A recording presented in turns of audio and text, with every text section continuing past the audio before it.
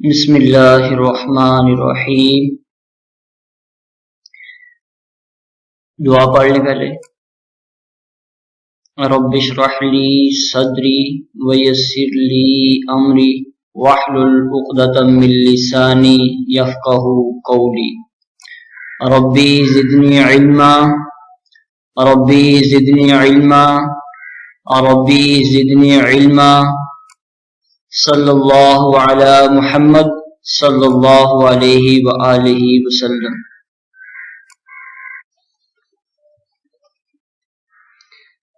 Okay, पिछली class में हमने चैप्टर नंबर 6 जो है वो स्टार्ट किया था और उसमें हमने इलेक्ट्रिक फ्लक्स डेंसिटी तक जो है वो पढ़ लिया था। आज जो है हम अभी करते हैं electric field intensity. Electric field intensity जो है वो इंटेंसिटी का मतलब होता है शिद्दत, यानी इलेक्ट्रिक फील्ड की शिद्दत कहाँ कहाँ पे। तो इसकी डेफिनेशन जो है वो बनेगी the total number of electric lines of forces in a unit length is called electric field intensity. ये यूनिट लेंथ से आपने एक चीज जो है वो ध्यान में रखनी है कि अगर कोई चीज जो है वो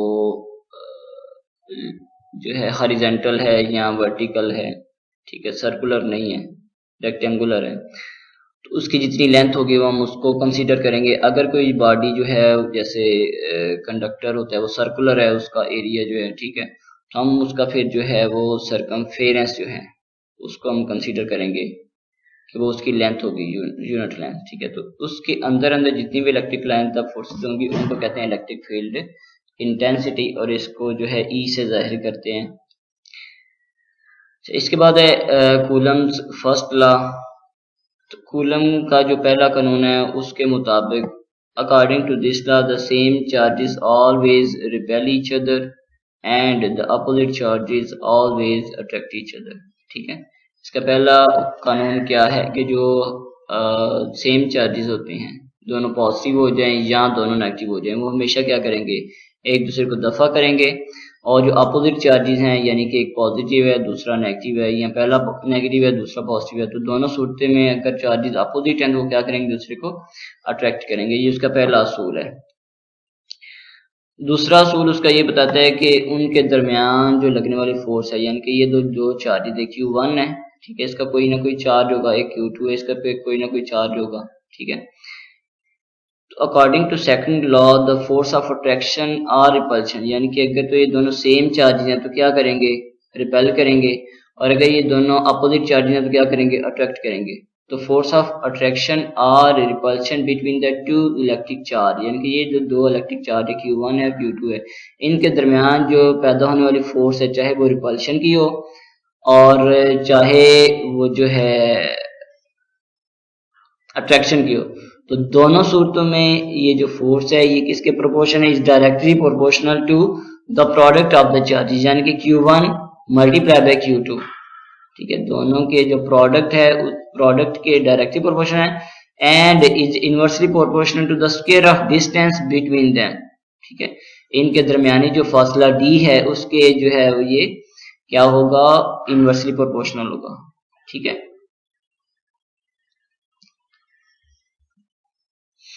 यानी कि इस लॉ के अंदर हमें क्या क्या चीजें बताई है कि दो अगर पॉइंट चार्जेस Q1 है Q2 है, इनके दरमियानी जो फोर्स है वो directly proportional the product of their strength, ठीक है, Q1 and Q2 and is inversely proportional the square of the distance between them.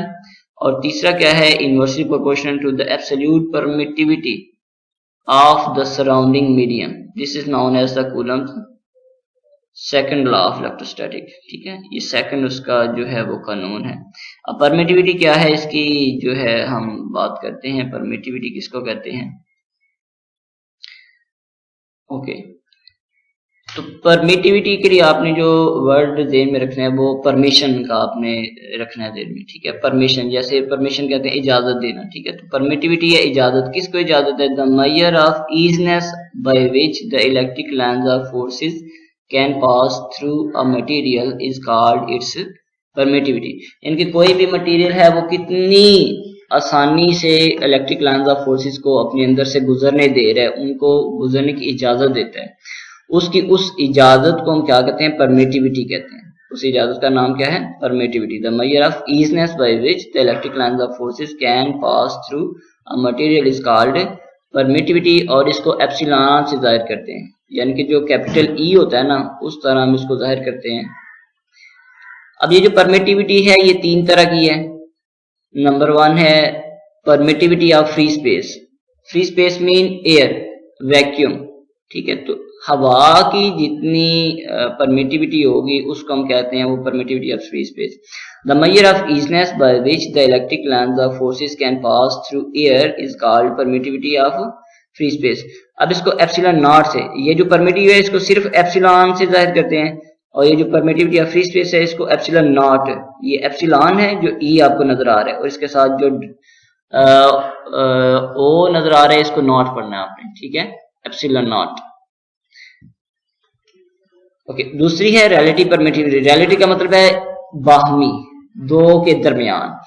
इसको हम क्या पढ़ेंगे? The permittivity of any material with respect to the air, यानी कि कोई भी मटेरियल है, जैसे माइका है, जैसे पेपर है, ठीक है, उसकी permission electric lines of forces को हवा के मुकाबले में कितने गुना ज्यादा है या कितने गुना कम है, उसको हम क्या कहेंगे? उसकी relative permittivity. The permittivity of any material with respect to the air is called permittivity, relative permittivity, और इसको हम जाहिर करते हैं एप्सिलॉन आर से, ठीक है।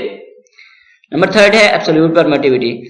तो इन दोनों के प्रोडक्ट को हम क्या कहते हैं? एब्सोल्यूट परमिटिविटी कहते हैं। The product of permittivity of free space and the relative permittivity of the material is called absolute permittivity. इसको ई से जाहिर करेंगे, जो मैंने ये आपको डेफिनेशन बताई है, बेसिकली किसकी है? एब्सोल्यूट परमिटिविटी होती है, द मेजर ऑफ ईजीनेस, ठीक है।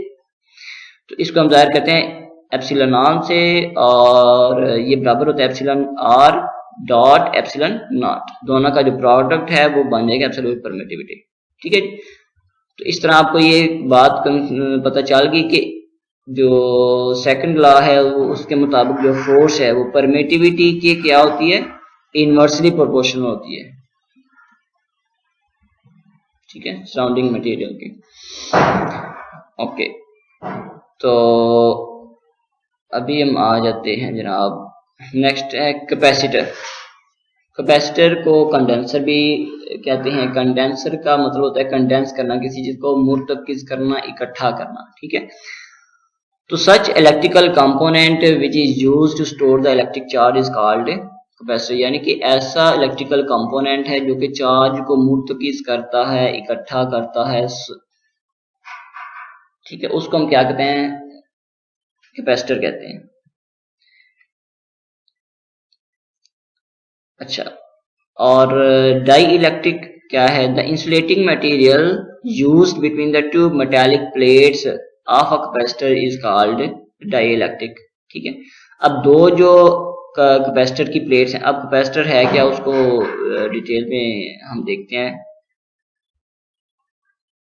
ये कंसीडर करें, ये दो प्लेट्स हैं उसकी, एक प्लेट ये है जो आपको नजर आ रही है, एक नीचे, ये दो प्लेट्स हैं, ठीक है। दोनों प्लेट्स को, एक ऊपर प्लेट है एक नीचे प्लेट है, ठीक है, एक पॉजिटिव चार्ज होगी एक नेगेटिवली चार्ज होगी, ठीक है। तो इन दोनों प्लेट्स के दरमियान अगर हम कोई जो है इंसुलेटिंग मटेरियल रख देते हैं तो उसको हम कहते हैं डाई इलेक्ट्रिक। उसको क्या कहते हैं? Dielectric. The insulating material between two metallic plates of a capacitor is called dielectric, यानी कि इन दो मेटालिक प्लेट्स के दरमियान हमने कोई भी इंसुलेटिंग मटेरियल जो इस्तेमाल किया है, जैसे हमें पता है इंसुलेटर हवा इंसुलेटर है, पेपर इंसुलेटर है, ठीक है, रबर इंसुलेटर है। अगर हम कोई भी इस तरह का मटेरियल अगर हम इस्तेमाल कर लेते हैं तो उसको हम क्या कहेंगे? वो डाइलेक्ट्रिक है। या इसको हम इस तरह भी कह सकते हैं, such insulating material which is used to separate the two oppositely charged particles, इनकी जो अपोजिटली चार्ज पार्टिकल्स हैं, यहाँ पे एक पे पॉजिटिव चार्ज है एक पे नेगेटिव चार्ज है, दोनों को हमने अलग अलग रखना है। तो अलग अलग रखने के लिए हम जो चीज इस्तेमाल करते हैं उसको भी हम क्या कहेंगे? डाइलेक्ट्रिक। इसकी मिसाल कौन कौन सी है? पेपर है, माइका है, ठीक है, और सिरामिक, ठीक है जी, बात याद रहेगी। अच्छा, इसके बाद है कैपेसिटेंस। अब कैपेसिटेंस कहते हैं कैपेसिटर की चार्ज को स्टोर करने की सलाहियत को। The ability of a capacitor to store the electric charge is called capacitance कि कोई चार्ज, कोई जो कैपेसिटर है वो कितना ज्यादा चार्ज अपने अंदर स्टोर रख सकता है, उसके चार्ज को स्टोर रखने की सलाहियत को हम क्या कहते हैं, कैपेसिटेंस कहते हैं। अब ये जो कैपेसिटेंस है, जैसे कि आपको इससे जाहिर हो रहा है कि दो ये प्लेट्स हैं, ठीक है, ये जो ए आपको नजर आ रहा है ये एरिया ऑफ द प्लेट है, एक ऊपर वाली प्लेट का एरिया होगा, दूसरा नीचे वाली प्लेट का होगा।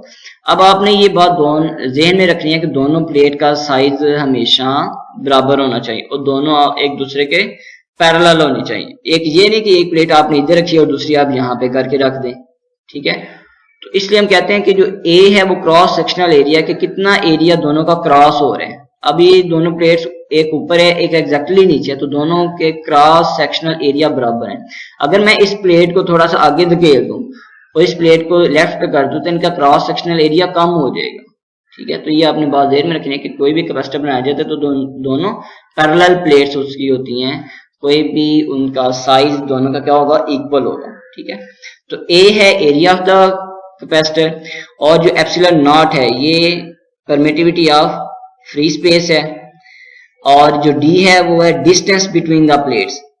डी क्या है, डिस्टेंस बिटवीन द प्लेट्स, यानी कि डिस्टेंस से क्या मुराद है कि जितना डाइलेक्ट्रिक होगा, डाइलेक्ट्रिक क्या है कि जो हमने दो प्लेट्स के दरमियान चीज रखी है उसको डाइलेक्ट्रिक कहते हैं। अब जितना वो मोटा होगा उतना ही दोनों के दरमियान डिस्टेंस होगा, ठीक है। तो इसलिए कहते हैं कि डिस्टेंस बिटवीन द प्लेट्स जो है वो बेसिकली हम इसको इस तरह भी कह सकते हैं the thickness of dielectric material, ठीक है। जितनी ज्यादा उसकी मोटाई होगी उतना ज्यादा डिस्टेंस होगा। अब कैपेसिटेंस जो है वो किन किन चीजों पे डिपेंड करती है, ये तीन चीजें हैं। Number 1 area of the plates, number 2 distance between the plates, और नंबर 3 है परमिटिविटी, जो हमने डाइलेक्ट्रिक इस्तेमाल किया है उसकी परमिटिविटी क्या है, ठीक है। तो इस पे भी ये डिपेंड करेगा। अब इस फार्मूला से हमें क्या जाहिर हो रहा है कि ये इसके रास मुतनासिब है, कैपेसिटेंस एरिया के रास मुतनासिब, यानी कि जितना कैपेसिटर की प्लेट्स का एरिया ज्यादा होता जाएगा उतना ज्यादा चार्ज इकट्ठा करेगा, जितना ज्यादा चार्ज इकट्ठा होगा उतनी ज्यादा उसकी कैपेसिटेंस हो जाएगी, ठीक है। दूसरा है परमिटिविटी, जितनी ज्यादा परमिटिविटी होगी डाइलेक्ट्रिक मटेरियल की उतना ज्यादा वो क्या करेगा, चार्ज को स्टोर रख सकता है। तीसरा इसका फैक्टर है डिस्टेंस बिटवीन द प्लेट्स या thickness of the insulating material. अब जितनी ज्यादा उसकी थिकनेस होगी या जितना उनके दरमियानी फासला बढ़ेगा तो इस फार्मूला के मुताबिक कैपेसिटेंस क्या होगी, उसी रेशो से कम होती जाएगी। तो बात याद रहेगी। अगर आपसे पूछा जाए give the controlling factor of capacitance, तो आपने क्या क्या बताने हैं कि तीन इसके कंट्रोलिंग फैक्टर हैं। नंबर 1 है area of the plates, number 2 है परमिटिविटी, और नंबर 3 है डिस्टेंस बिटवीन द प्लेट्स, ठीक है। जितना ज्यादा डिस्टेंस होगा उतनी कैपेसिटेंस कम होगी, जितना प्लेट्स का एरिया ज्यादा होगा उतनी कैपेसिटेंस ज्यादा होगी, और जितनी परमिटिविटी ज्यादा होगी उतना ही कैपेसिटेंस भी ज्यादा होगी, ठीक है। तो ये बात क्लियर होगी। और इसके जो यूनिट हैं वो है फेरेड, ये साइंसदान था फेरेड, उसके नाम पे इसकी कैपेसिटेंस के जो है वो यूनिट रख दिए गए हैं। ये बात आपको समझ आ गई कि कैपेसिटेंस क्या होती है और इसके कंट्रोलिंग फैक्टर। ओके, नेक्स्ट है जी डाई इलेक्ट्रिक स्ट्रेंथ। तो डाई इलेक्ट्रिक स्ट्रेंथ भी रिलेटेड है डाई इलेक्ट्रिक के। डाई इलेक्ट्रिक का हमें पता चल गया ना कि जो हमने इंसुलेशन मटेरियल इस्तेमाल किया है कैपेसिटर की प्लेट्स के दरमियान उसी के रिलेटेड है। उसकी स्ट्रेंथ यानी कि उसकी मजबूती कितनी है, हम उसकी मजबूती को किस तरह देखते हैं। Such maximum voltage across the capacitor that a capacitor can withstand is called its dielectric strength. यानी कि ये कैपेसिटर है, इसकी प्लेट्स एक पॉजिटिव है एक नेगेटिव है, इसके क्रॉस मैं वोल्टेज मुहैया करता हूँ, ठीक है। तो वो ज्यादा से ज्यादा वोल्टेज जो ये बर्दाश्त कर सके और ये जो है फट ना जाए, खराब ना हो जाए, उस ज्यादा से ज्यादा वोल्टेज को हम कहते हैं डाई इलेक्ट्रिक स्ट्रेंथ, ठीक है। और इसके जो यूनिट होते हैं वो होते हैं किलो वोल्ट पर mm, यानी कि मिलीमीटर। जो उसकी थिकनेस होगी वो मिलीमीटर में ही जो है वो लेते हैं कि कितने ज्यादा हमने उसकी जो है थिकनेस रखी हुई है, तो कितने ज्यादा वोल्टेज हमने उसके क्रॉस अप्लाई किया है और कितने मिलीमीटर उसके दरमियानी डिस्टेंस था। तो इसका यूनिट आपने याद रखना है कि इसका यूनिट क्या है, किलो वोल्ट पर मिलीमीटर, ठीक है। तो बात समझ आ गई। डाई इलेक्ट्रिक स्ट्रेंथ यानी कि उसकी मजबूती कितनी है कि वो कितने वोल्टेज बर्दाश्त कर सकता है, वो जो उसके दरमियान हमने डाई इलेक्ट्रिक इस्तेमाल किया उसको हम कहते हैं वो डाई इलेक्ट्रिक स्ट्रेंथ है उसकी। नेक्स्ट है ब्रेक डाउन वोल्टेज। तो इसकी क्या डेफिनेशन बनेगी, such minimum voltage across the capacitor at which the dielectric material is broken, यानी कि वो ज्यादा से ज्यादा वोल्टेज जो हम अप्लाई करें और इसके दरमियान जो डाइलेक्ट्रिक है वो टूट जाए, वो खत्म हो जाए, वो खराब हो जाए, वो फट जाए, ठीक है। तो उस कम से कम वोल्टेज को हम क्या कहते हैं, वो ब्रेक डाउन है, ठीक है। वो ज्यादा से ज्यादा जो वो बर्दाश्त कर सके वो डाइलेक्ट्रिक स्ट्रेंथ है, और वो कम से कम, अच्छा इसमें एक और भी बात आपके माइंड में आनी चाहिए कि ब्रेक डाउन वोल्टेज की वैल्यू ज्यादा है या डाइलेक्ट्रिक के क्रॉस जो हम उसकी डाइलेक्ट्रिक स्ट्रेंथ चेक करने के लिए वोल्टेज अप्लाई करेंगे वो ज्यादा है। तो लामहला तौर पे आपके ध्यान में आना चाहिए कि ब्रेक डाउन वोल्टेज ज्यादा होंगे, ठीक है। तो ये तो है उसने जितना बर्दाश्त करे, अब जितना बर्दाश्त नहीं कर सकेगा उस पे जाके वो जो है इंसुलेशन मटेरियल खराब होगा, उस कम से कम वोल्टेज को हम कहते हैं वो उसका ब्रेक डाउन वोल्टेज है, ठीक है जी। अच्छा इंडक्टर, जैसे कि हमने 5वें चैप्टर में पढ़ा था कि इंडक्टर किसको कहते हैं, व्हेन अ कंडक्टर और a coil is wrapped over a material in an inductor is form, ठीक है। कोई भी हम कॉइल बना दे या किसी लोहे के टुकड़े के ऊपर उसको लपेट दे तो उसको हम इंडक्टर कहते हैं। जैसे हमने पढ़ा था एयर कोर इंडक्टर है, आयरन कोर इंडक्टर है, फेराइट कोर इंडक्टर है, ठीक है।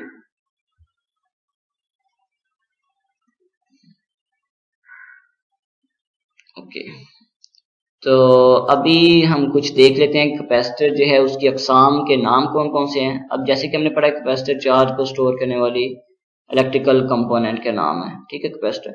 अब ये दो तरह के हो सकते हैं, या फिक्स्ड कैपेसिटर होंगे या वेरिएबल कैपेसिटर होंगे।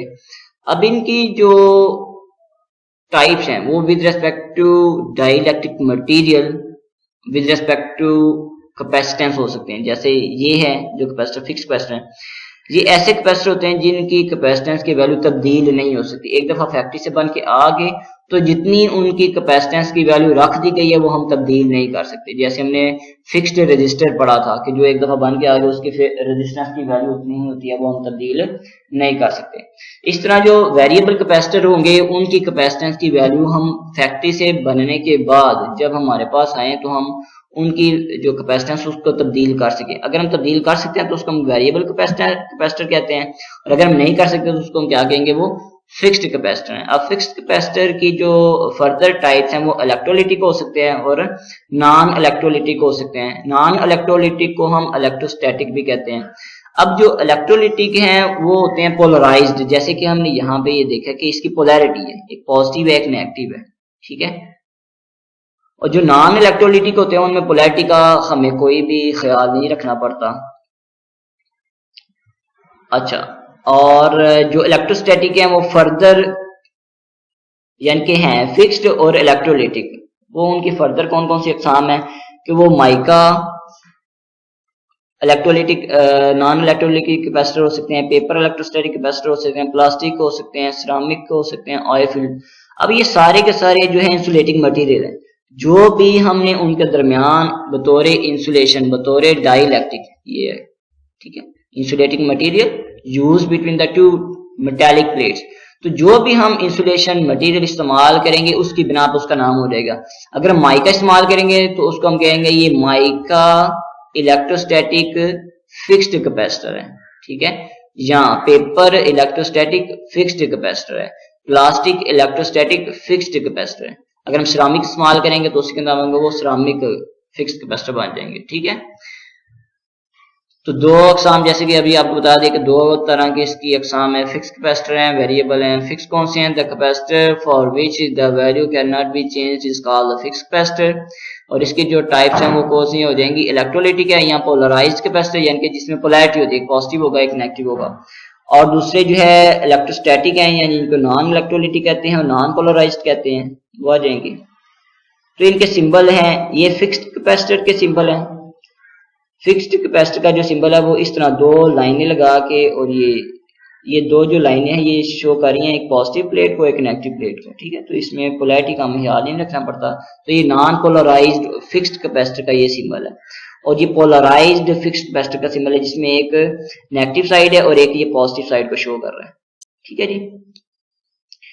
और अगर वेरिएबल कैपेसिटर है तो उसमें ये एरो जो है ये वेरिएसिटी को शो करेगा, कि ये नॉन पोलराइज था, तो अगर हम एरो लगा देंगे तो ये नॉन पोलराइज्ड वेरिएबल कैपेसिटर बन जाएगा। ठीक है, इसी तरह ये पोलराइज्ड है तो अगर हम एरो साथ लगाते तो ये ना पोलराइज्ड वेरिएबल कैपेसिटर बन जाएगा। ठीक है, तो इनके सिंबल भी आपने जो है वो नोट कर लेने हैं।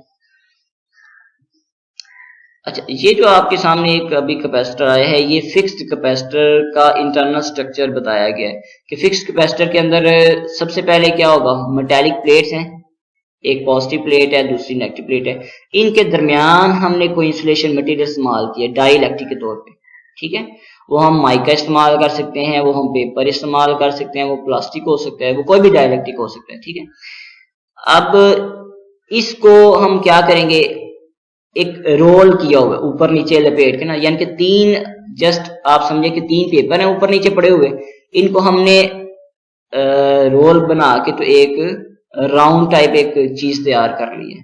ठीक है, तो इस तरह हर दो तहों के दरमियान एक डाइइलेक्ट्रिक की तह आ जाएगी। ठीक है, अब ये जो दो पॉजिटिव साइड है, हमने एक नेगेटिव चार्ज प्लेट बनानी है, यानी कि एक प्लेट जो होगी इन तमाम को हम शॉर्ट करेंगे, एक साइड नेगेटिव बन जाएगी और एक साइड क्या बन जाएगी, पॉजिटिव बन जाएगी।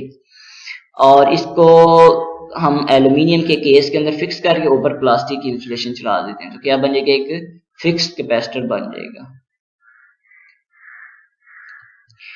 और जो इलेक्ट्रोस्टैटिक कैपेसिटर हैं वो जैसे कि मैंने बताया कि सिरामिक अगर इस्तेमाल करें तो सिरामिक कैपेसिटर हैं, पेपर कैपेसिटर हैं, फिल्म कैपेसिटर हैं। ठीक है, वो डिपेंड करेगा कि उनके दरमियान हमने जो है इंसुलेशन मटेरियल कौन सा इस्तेमाल किया हुआ है। अगर ये जो डाइइलेक्ट्रिक है यानी कि इंसुलेशन मटेरियल है वो सिरामिक है तो सिरामिक कैपेसिटर बन जाएंगे, अगर पेपर है तो पेपर कैपेसिटर बन जाएंगे, अगर फिल्म है तो फिल्म कैपेसिटर बन जाएंगे। ठीक है, इसके बाद है जी वेरिएबल कैपेसिटर, तो इसकी डेफिनेशन क्या बनेगी, the capacitor for which the value can be changed is called the variable capacitor. ठीक है, यानी कि वो कैपेसिटर जिनकी हम वैल्यू तब्दील कर सके, उनमें कमी बेशी कर सके, उसको क्या कहते हैं, वो वेरिएबल कैपेसिटर। जैसे एयर गैंग कैपेसिटर हैं, ट्रिमर्स हैं, वैरेक्टर डायोड्स हैं। वैरेक्टर डायोड जो है वो हम इंशाल्लाह सेकंड ईयर में डिटेल से पढ़ेंगे कि है क्या। ये बेसिकली एक इलेक्ट्रॉनिक कंपोनेंट है जिसके फील्ड को चेंज करके, जिसकी डिप्लीशन लेयर को चेंज करके हम क्या करते हैं, उसके कैपेसिटेंस को चेंज करते हैं। और जो दूसरी एयर गैंग कैपेसिटर है उसमें क्या करते हैं कि इन दोनों के दरमियान, ये जैसे आपको नजर आ रहा है, एक प्लेट है दूसरी ये प्लेट है, उनके दरमियान डिस्टेंस है प्रॉपर।